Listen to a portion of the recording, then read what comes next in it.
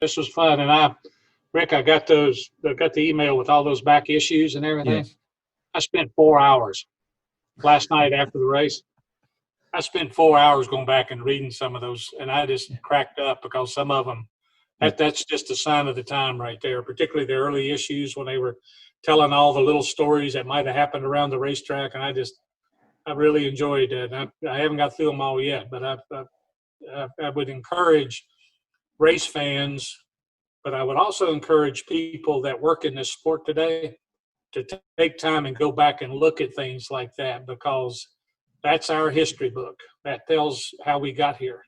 And some of those, I remember a lot of the characters that nobody will even recognize the names of except for us, and think, gosh, I remember when this happened. I remember when this guy did that. I remember when all this. And I remember when LG had to get Ned Jarrett out of trouble in Atlanta. And it was just all these great moments that were written up in the Grand National scene. So thanks for sharing that with me. Well, Mike, I cannot tell you how much that means to me to hear. You see the papers behind me.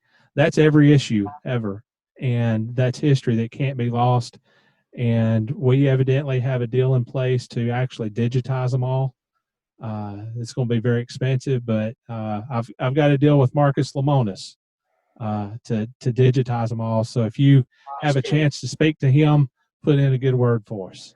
I will. That's great.